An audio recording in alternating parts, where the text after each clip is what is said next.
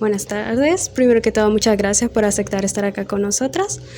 Para empezar esta entrevista, nos gustaría saber un poco acerca de usted. Ah, Mi nombre es Karen Posadas, yo soy licenciada en idiomas con especialidad en enseñanza y soy una guía certificada por la Asociación Montessori Internacional en Argentina para las edades de 0 a 3 años y estoy estudiando para 3 a 6 años para ser una futura entrenadora de esos niveles. Muchas gracias. Entonces, para continuar esta entrevista, nosotras hemos traído algunas preguntas que nos gustaría mucho hacérselas a usted. Entonces, mis compañeras van a empezar. Bien, para empezar quisiera preguntarle, o bueno, que nos comentara un poco sobre el método Montessori y cuáles como las funciones que ésta trae. Bueno, el método Montessori en sí es una filosofía, es una forma de ver al niño o en general al ser humano, desde los principios que son un niño que va a formar al futuro ser humano. Entonces, los principales principios que ella sigue es el hecho de observar al niño, de poder apreciar cada cosa y que ésta realmente tiene una necesidad natural en cada uno. Y es a partir de eso que vamos orientándolo o guiándolo para poder desarrollarse de una forma integral. Por eso es que abarcamos no solamente la parte intelectual, sino que también vemos la parte emocional como la parte física en estos. Entonces el método Montessori lo que tiene a su favor, digamos, es el hecho de que pone al niño como el centro de esta educación y el adulto pues es aquel que solamente va preparando o alistando todo el espacio para poder contribuir al aprendizaje que él por sí solo va orientado a aprender o busca por forma natural.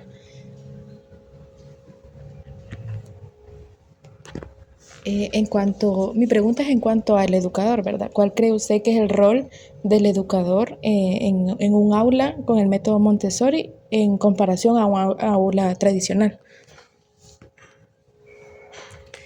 En el caso de las aulas o los profesores que están dentro de las aulas, estas pues están divididas o se busca que se dividan en las diferentes etapas de desarrollo que hay en el humano.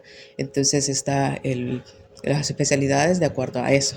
Entonces está el profesor que se prepara para un niño de 0 a 3 años, que ve todo lo que engloba desde el antes de usted, una persona que quiere ser padre, hasta que un niño que está alcanzando los 3 años, que es cuando esta mente del niño todavía es de una manera inconsciente, donde precisamente el niño absorbe todo lo que ve de todas las personas que lo rodean, porque está aprendiendo las cosas básicas que necesita y que es la manera natural que tenemos. Por eso somos la única especie que nace con esas pequeñas cosas que necesitamos ir desarrollando precisamente para alcanzar la evolución hasta la actual y poder ser el cambio del futuro, porque solo a través de esa manera pues vamos a poder ser diferentes. Entonces esa es la primera que se abarca de 0 a 3 años, que es el periodo donde se forma lo previo a la memoria, como ya en sí. Luego está la que es de 3 a 6, que es cuando ya aparece la memoria y que ya este niño empieza a ser más consciente de lo que él quiere aprender. Antes era egocentrista y él solo dirigía su conocimiento. Ahora pasa a ser un niño que ya no ya escucha lo que un adulto le va diciendo y lo guía un poco más y ya acepta eso. Pero también es una manera de donde él perfecciona aquello que aprendió antes y que lo lleva a la práctica ahora. Luego está la siguiente etapa, que ya es de 6 a 12 años, que es cuando aparece ya la abstracción y el uso de la razón en sí. Entonces se abarca en ese periodo de tiempo, que es donde precisamente el niño pues ya empieza a trabajar esa parte y ya es el momento en que ya se empieza a preguntar por qué cada cosa. Entonces esa es la respuesta que se busca saciar con lo que ellos ven en su aula. Luego está la parte de ya que abarca de los 12 a los 18 años y posteriormente las siguientes etapas. Va en periodo de 3 años. Entonces este adulto se prepara lo suficiente como para entender su parte de cómo trabaja el cerebro, cómo está trabajando, cómo ayudarlo en la parte emocional, cómo ayudarlo en sus partes físicas. Entonces van a ver que este adulto se vuelve una persona que aprecia el silencio, aprende a callarse, aprende a observar a ese niño realmente, cómo va, qué necesita. Y por eso es que podemos aceptar cualquier tipo de niño, porque no es el niño el que al final se acostumbra al adulto que lo dirige, sino que es el adulto que se acostumbra al niño y se busca vincular con ese niño. Entonces, este niño a través de la vinculación logra entender esas necesidades que tiene él en un momento o periodo preciso, porque sabe que hay momentos que tiene cierta atracción por algo. Entonces, y que no es que simplemente él no me quiere hacer caso, sino que tiene esa atracción natural hacia eso y entonces lo ayuda favoreciéndole o dándole las ayudas necesarias para poder lograr ese desarrollo que él busca. Entonces el niño en el ambiente permanece 3 años para darle ese tiempo de enfocarse en, si en ese momento quiere enfocarse en matemáticas, porque algo le llamó, pues que se sacie todo lo que quiera de matemáticas. Aunque de vez en cuando yo soy el encargado de, sé que tengo que orientarte a aprender, por ejemplo, el lenguaje, entonces te hablo, te platico para que tú constantemente vayas aprendiendo eso. Y también te oriento en un momento, de forma amigable, a que también repases lenguaje. Pero yo sé que y respeto que tú quieres mantenerte en matemáticas. Entonces te doy todo lo que tú quieras y hasta donde tú te sientas satisfecho. Entonces van a ver eso en lo que es un adulto preparado Montessori. Mi pregunta va más que todo para lo que es el ambiente, en cómo se diseña un ambiente Montessori ideal y qué elementos son los que se conllevan en todo esto. Pues una mente Montessori en general busca estar al tamaño del niño, dejar de ser para un adulto, sino que para el niño, que fomente su independencia, para que no haya necesidad en ningún momento. El adulto busca y prepara este lugar de tal manera que sea bello, atractivo, con las cosas reales del mundo, como lo son las mascotas o cosas de vidrio, con el objetivo de que esta sea realmente su parámetro de error, su control de error, porque a través de este le doy la confianza en el que puede manipularlo sin ningún problema, como también el hecho de que él ya puede, yo le doy los pasos a hacer de una manera fácil para que los pueda realizar sin necesidad de mi intervención. Que yo solamente me centre en que si ese niño necesita más apoyo emocional y por eso necesita mi presencia cerca, pues se la ofrezco. Hay otros niños que no lo necesitan, entonces puedo perfectamente alejarme de él. Entonces este ambiente está precisamente adecuado a eso, al tamaño, a que sea atractivo, a que tenga exactamente lo que necesita o lo que tiende a llamar la atención. Estos materiales o objetos que ven tienen un propósito inteligente realmente, que está pues el hecho de que se enfocan en un propósito o algo que necesitan conseguir desarrollar. Entonces aíslan esa cualidad. Y por sí solo tiene un error, un margen de error. Por ejemplo, una pieza no encaja en todos los hoyos, por ejemplo. Entonces, por más que quiera, él solo se va a dar cuenta. Y eso se orilla. ¿Cómo cree usted que se adapta el enfoque Montessori a lo que es el desarrollo del niño? Bueno, como les comentaba anteriormente, pues este método realmente estudia cada etapa del niño. Entonces vamos asignando actividades que realmente responden a ese momento de desarrollo. Por ejemplo, si necesita aprender a caminar, pues le pongo materiales que le sean realmente atractivos con el propósito de trabajar el área de movimiento. Entonces, que lo ayuden realmente a moverse. No que el adulto ejerza la fuerza sobre él para moverlo, sino que sea él quien realmente ponga de su esfuerzo para hacerlo. Entonces yo no lo voy a, si es caminar, por ejemplo, yo no lo voy a alzar, sino que voy a ayudarlo a él a que él solo sea quien se alce. Y lo voy apoyando, simplemente le voy ofreciendo mi mano, pero no soy yo la fuerza total. Igual para las otras áreas. Entonces, como les comentaba, no solo vemos la parte de la cognitiva, sino que también vemos la parte emocional, que compete a todo el desarrollo de la personalidad. Entonces, yo al niño le pido y le modelo gracia y cortesía, de tal manera que ese sea lo que yo le muestre y represento yo para él, es lo que le puedo exigir y no más de eso. Si yo no quiero que este niño grite, pues yo no debo de gritarle en ningún momento. Si yo quiero que este niño salude cuando entre, pues entonces yo debo de saludarlo cada vez que entre, sin esperar que él me lo regrese. Porque yo comprendo, por ejemplo, que un niño de 0 a 3 años no necesariamente me va a responder, porque o no se ha desarrollado su habla o simplemente no lo quiere hacer. Un niño de 3 años pues ya escucha más, pero de igual manera empieza a comprobar qué tanto poder tiene él, a pesar de ser más pequeño. Entonces yo le avalo eso. Yo sé que tú puedes decidir. Entonces desde muy pequeño le doy la posibilidad de decidir. Entonces desde ahí le doy que cada cosa tiene sus límites, porque no es libertinaje tampoco, sino que cada cosa tiene sus límites, pero con una consecuencia lógica. Una consecuencia, si no quiero, por ejemplo, yo no quiero guardar lo que saco, la consecuencia sería que no podemos hacer la siguiente actividad hasta que eso quede como lo encontró. Por respeto a los demás, como también por el hecho de que es el límite que hay. Yo soy responsable de lo que yo saco. Entonces vemos esas partes. ¿De qué manera diría usted que el método Montessori fomenta la autonomía y la responsabilidad en los estudiantes? En este caso, la autonomía y la independencia pues se busca desde que ingresan, desde el momento en que yo le doy la oportunidad de seleccionar el material que él quiere. Por eso todo está a su nivel, para que no sea que yo necesite pasarle un papel porque se acabó. No, el papel está asignado en un área donde él va, lo agarra y lo rellena. Por eso es que tiene que completar un ciclo de trabajo. Cada actividad tiene un ciclo de trabajo. Entonces él aprende, yo le modelo los pasos a realizar de una manera sencilla sobre el material. Esta presentación se la doy a él específicamente, de acuerdo a que si necesito modificar algo, de acuerdo a ese niño en particular, y ya él se encarga de repetir esa acción. Y lo que busco es precisamente ser esa ayuda o de una manera hacer una presentación atractiva para que esto se pase constantemente y él siga repitiendo hasta el punto de aprenderse ese círculo que tiene que completar. Entonces, cada cosa tiene asignado su área, su lugar específico, porque es algo que ellos necesitan para poder ordenar su mente.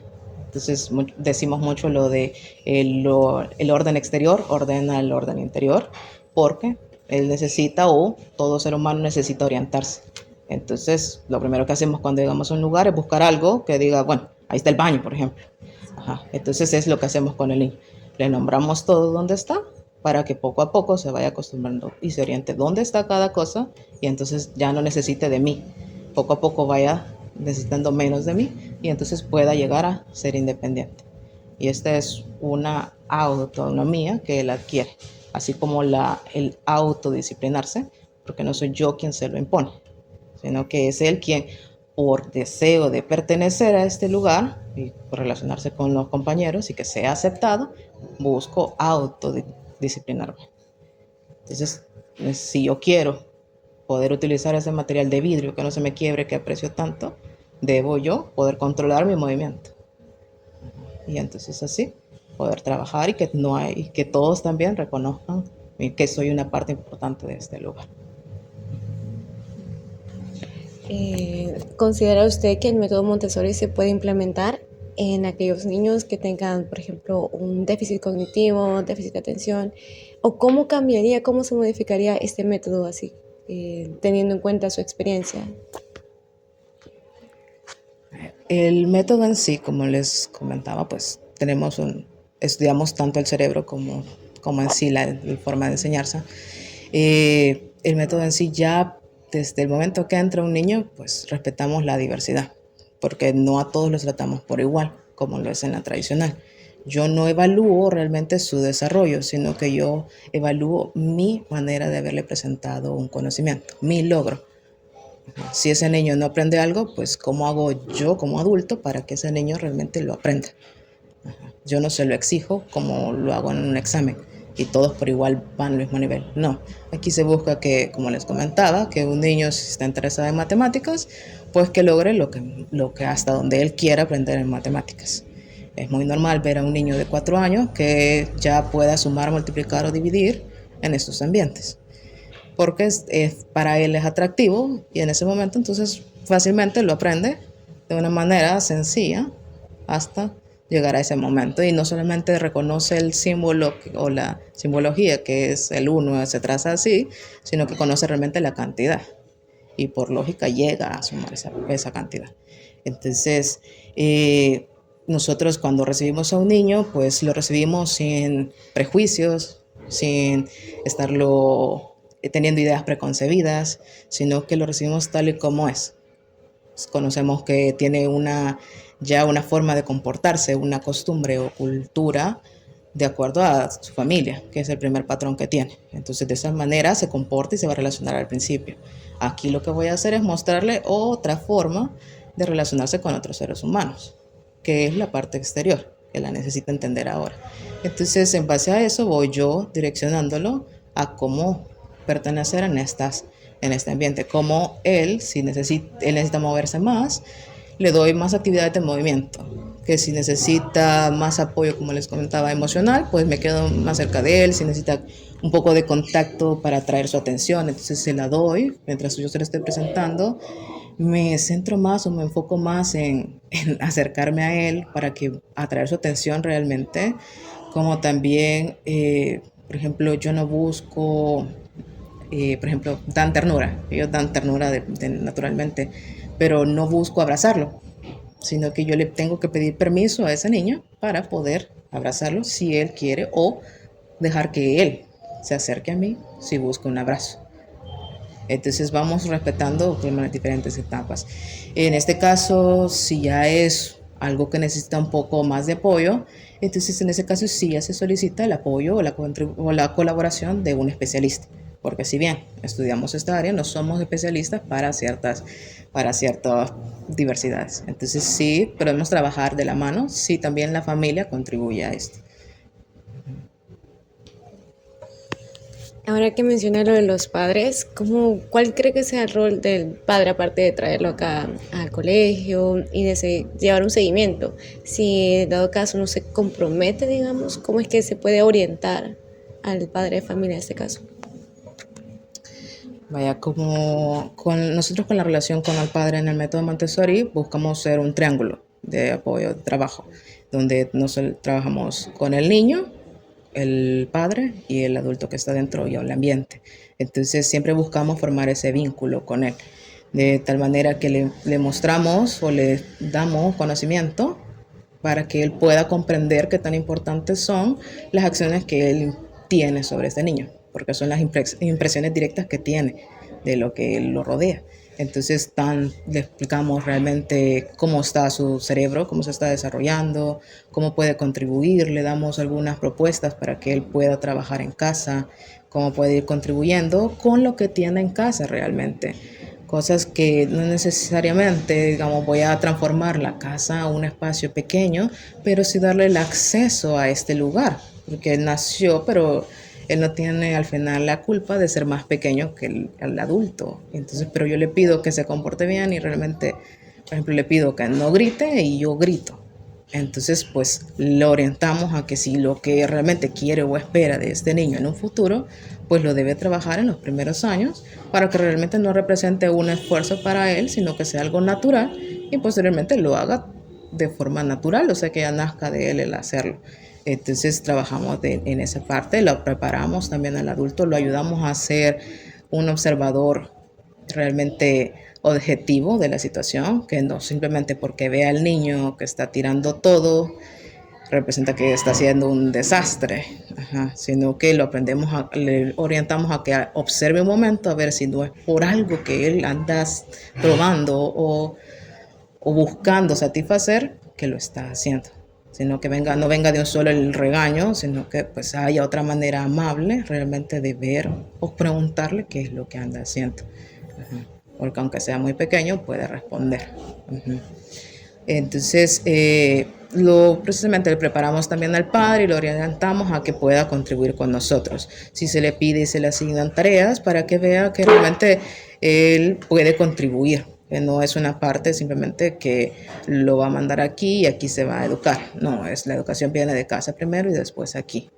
más por el hecho de que nosotros solo podemos formar un vínculo y él tiene el apego principal. Entonces es él quien trabaja y cómo contribuye acá.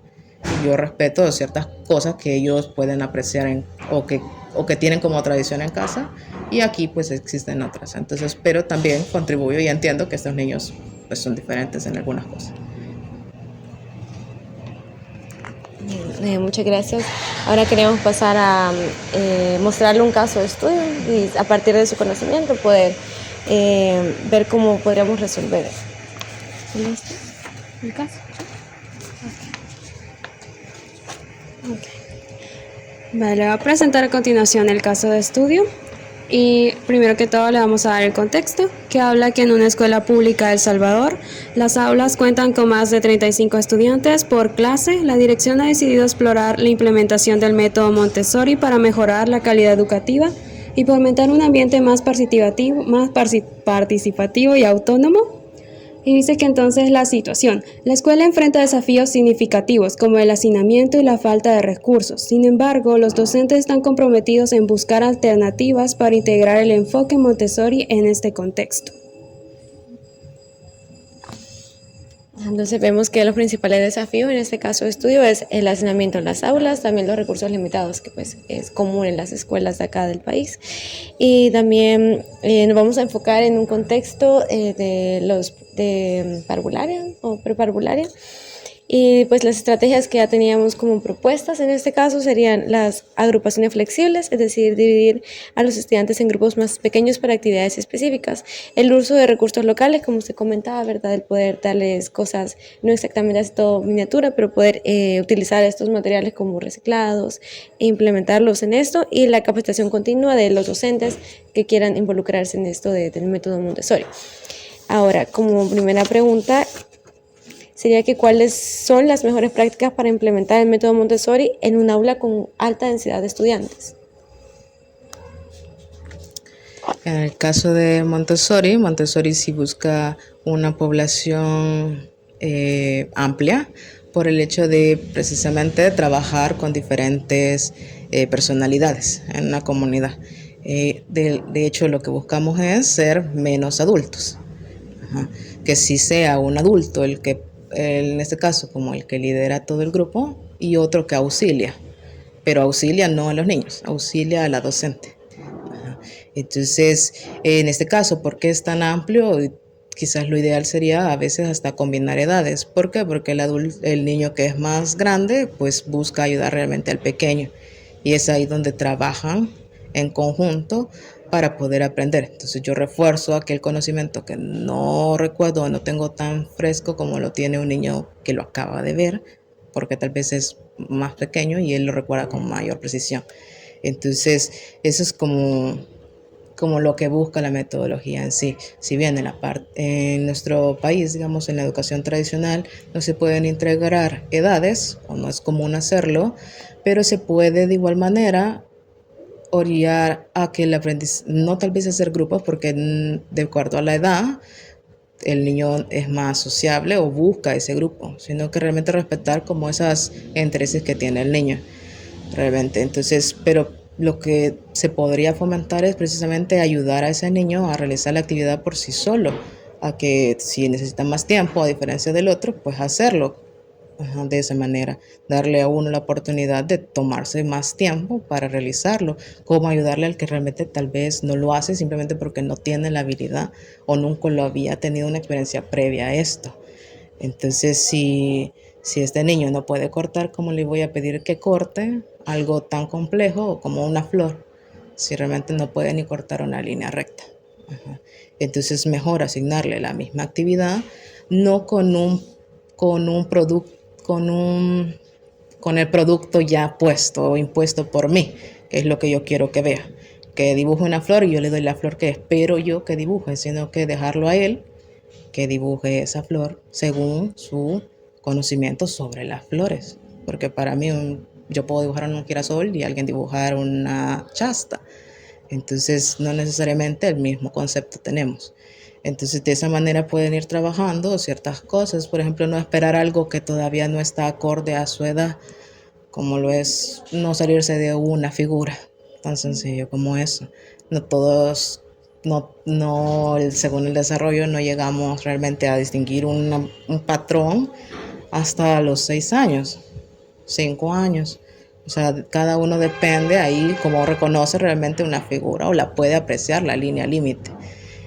Así como también dibujar algo, porque es muy fácil decir, dibujaste a tu mamá y realmente el niño puede ser que ni siquiera todavía tiene la noción de que dibujó. Entonces realmente es apreciar realmente el proceso de lo que hizo, no del resultado en sí.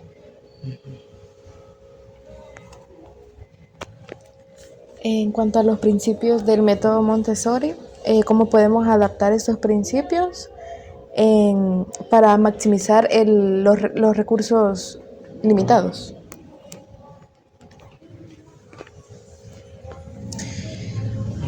Si tienes recursos limitados, no significa que el niño no va a poder aprender.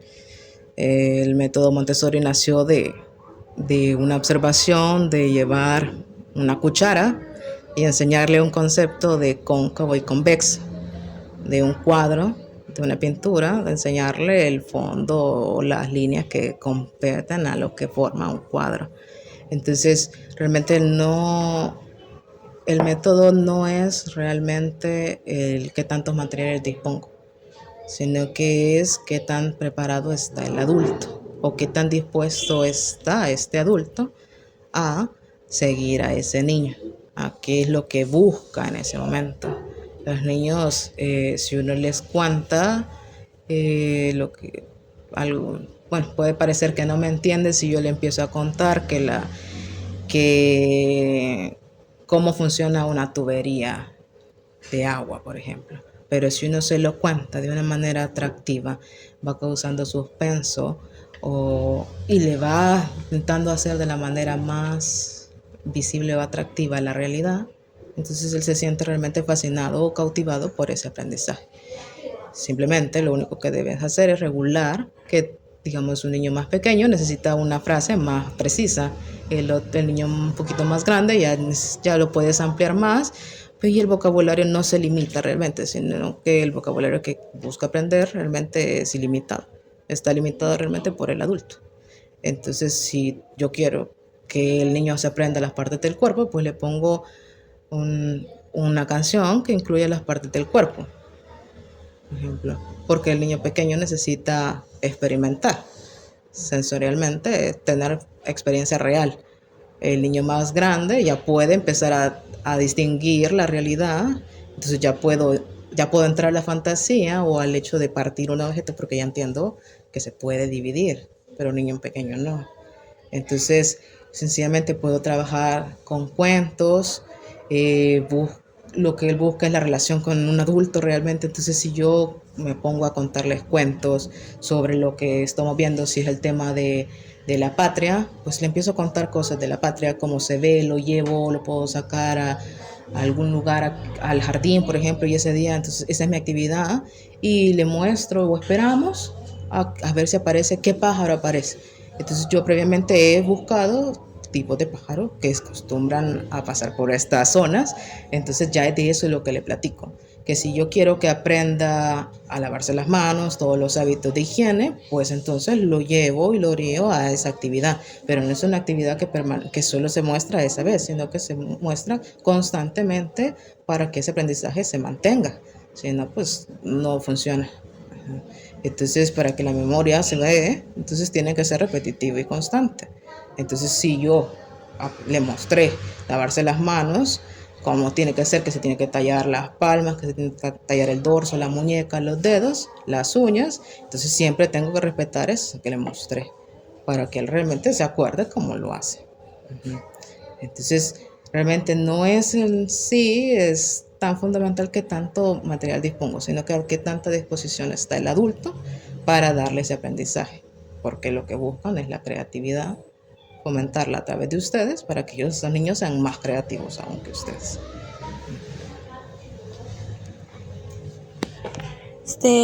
También, ¿qué estrategias pueden ayudar a los docentes a manejar la diversidad de nivel de aprendizaje en un contexto, en una aula abarrotada? Cuando son abarrotadas y pues precisamente como yo les comentaba, tenían un límite de adultos, pues es el mismo niño quien le puede enseñar al otro niño. Hay niños que aprenden más rápido, entonces quien realmente no lo ofende si le dice todo el tiempo, por ejemplo, ¿cómo estás? ¿Cómo estás? Es la respuesta del otro. Entonces le dice, no, te estoy preguntando cómo estás. De un niño no se siente ofendido, de un adulto sí. Entonces, ¿qué mejor que un adulto le muestre al que rápido aprende, pero yo reconozco que ese niño lo aprende rápido, que le vaya a mostrar al otro? Entonces, esa es la manera que pueden tratar de llevar un ambiente que tiene muchos niños y realmente de esa manera hacer que todos aprendan, porque es más fácil, como les explico, de un niño aprender de otro niño, porque no se siente ofendido, porque están en el mismo nivel, digamos, como para él realmente en el sentido de social. Entonces no es tan el impactante el regaño para mí como persona, como personalidad que yo tengo. Entonces es muy fácil, como les comentaba. Por ejemplo, se da que un niño viene y le preguntan ¿cómo estás? Como no tiene ese léxico todavía o esa familiaridad no está tan expuesto a que le pregunten, pues responde con la misma pregunta. Entonces, pero él no se siente ofendido que te digan, no, respóndeme cómo estás. Fuiste a la playa, fuiste a tal lado. ¿Por qué? Porque ya el mismo niño le va orientando y entonces ya, ese día no te lo pude decir, pero al día siguiente ese niño se hace cargo por sí solo, naturalmente nació el interés de él, de lograr que ese niño llegue a responderme lo que yo le digo. Entonces ellos mismos se van ayudando en eso. Entonces es la manera que pueden ir tratando. Entonces en un aula realmente que tiene muchos niños, asignar grupos, por ejemplo, hagan un juego. Por ejemplo, en Montessori tenemos un juego de números que están escondidos en unos sobrecitos, algo que sea atractivo, para que de forma de sorpresa, por ejemplo, salga un número y ese número es los objetos que van a ir a encontrar de algo en el ambiente. Entonces así pueden jugar una cierta cantidad de números, de niños. Entonces también van como haciendo grupitos, pero de acuerdo a las necesidades de ellos también, de cosas que puedan hacer, cosas que no pueden hacer, pues se busca principalmente que la aprendan primero para después llevarla a un grupo más grande.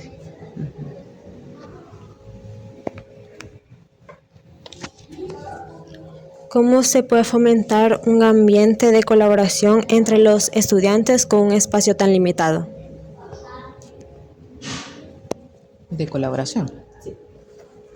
Pues precisamente como les comentaba anteriormente, pues esto de trabajar en conjunto con el que conozco menos, con el que tiene realmente es menos afectado. Un adulto reconoce más fácilmente cómo se siente, qué lo detona. Hay cosas con qué personalidades somos más compatibles y por eso es que se busca que sea amplia la sociedad del salón, porque precisamente hay personalidades que toleran más a algunas que a otras. Entonces son ellos con los que nos juntamos y es precisamente la naturaleza la que nos orilla a esto.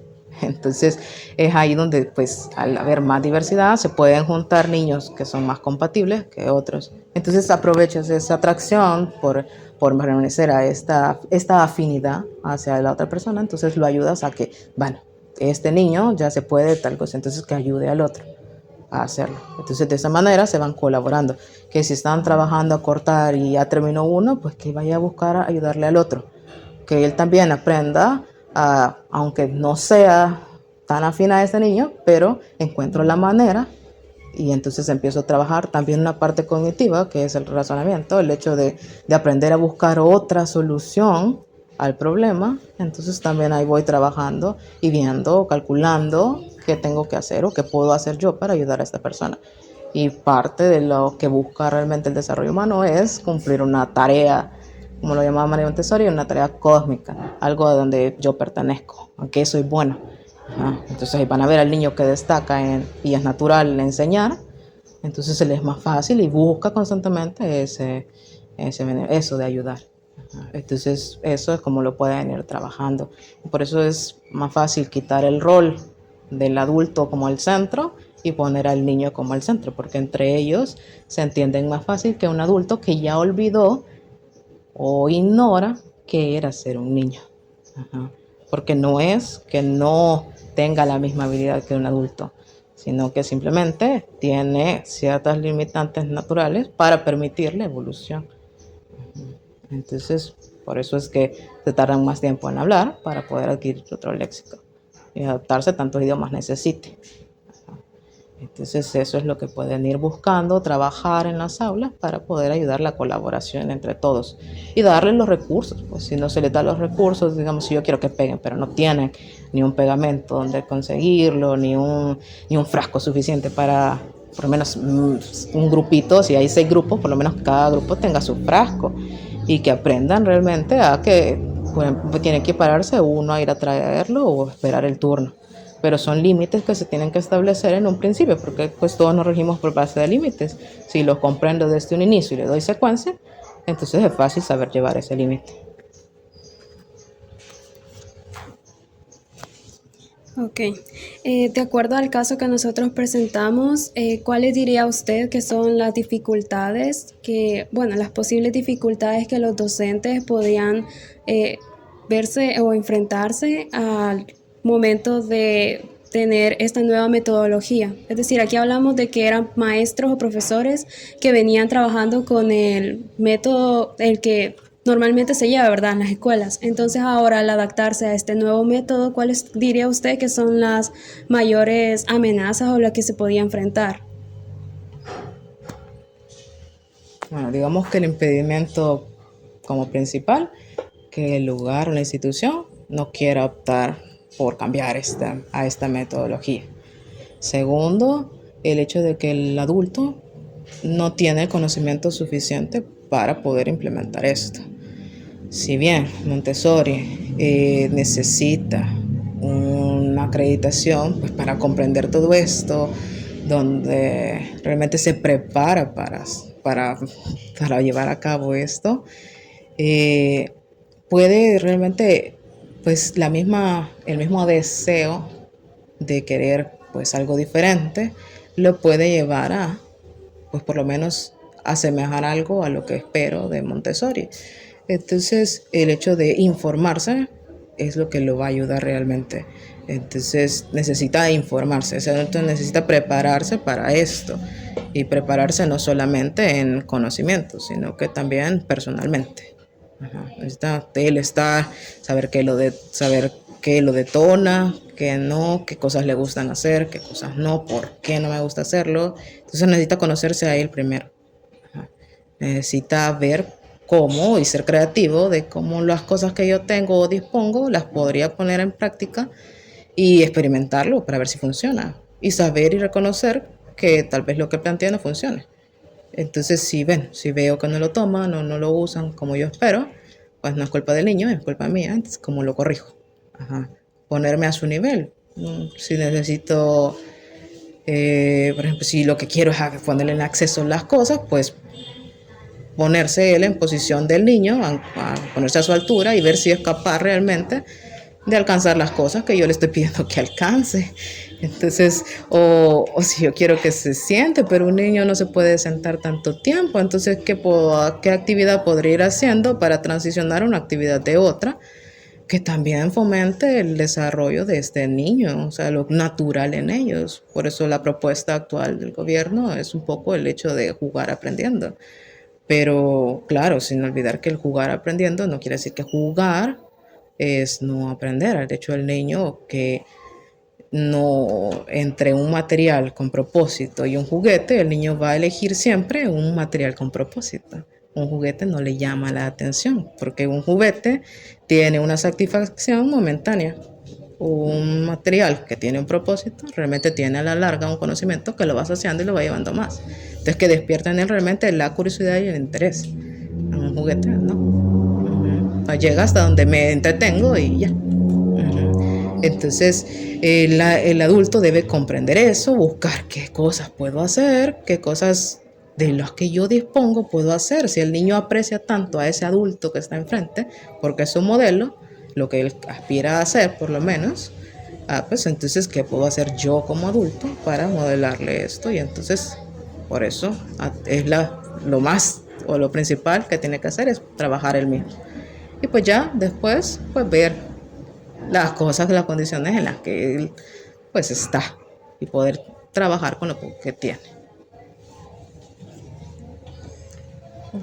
Como sabe, hay muy pocas instituciones, colegios que implementan este método Montessori, reducido en comparación a las escuelas que tienen ya la metodología antigua, si se le puede decir así. Entonces, ¿usted considera de que, teniendo en cuenta pues toda la situación del país y como el pensamiento que ya tienen nosotros como salvadoreños, se puede implementar esta metodología ya digamos de acá dentro de unos 10 años o menos tiempo? ¿Y cómo se podría ir como metiendo poco a poco este cambio de metodología?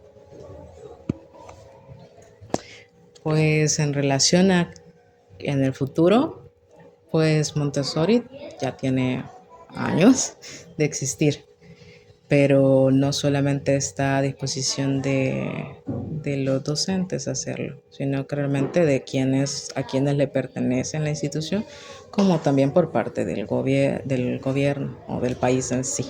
Ujú. Entonces, pues la metodología tradicional ha sido creada realmente para crear personas como para la industria, hay un obrero. Entonces, claro, no es fácil para un Estado transformar o ceder ante alguien que está creando un niño para que sea realmente el que pone una empresa. Ajá. No está cosa, porque pues prácticamente sí, en Montessori buscamos trabajar las habilidades blandas, entonces es muy común ver a personas que son los que crean las empresas, por lo menos quienes son niños Montessori, el creador de Google, de Facebook, Taylor Swift, eh, eh, Ana Frank, o sea, son personas importantes que destacan. ¿Por qué? Porque no están limitados ellos realmente reconocen sus potenciales. Entonces, no es fácil realmente adaptar a todo un país a esto. Pero, pues, hay personas que buscan realmente, y quizás la propuesta que está ahorita, pues, es una forma de potenciar esto. Si bien es necesario, pues, ampliar el conocimiento y es como lo que está realmente, quizás es como la misión o lo que tendría que enfocarse la educación para que se dé un cambio de aquí a 10 años. Ajá, porque solo por la educación va a pasar ese cambio. Pero si ni la educación fomenta ese cambio, pues no se va a ver un cambio como tal. Ujú. Entonces Montessori, pues puede, puede funcionar como muchas otras, pero pues está a disposición de la gente realmente en general.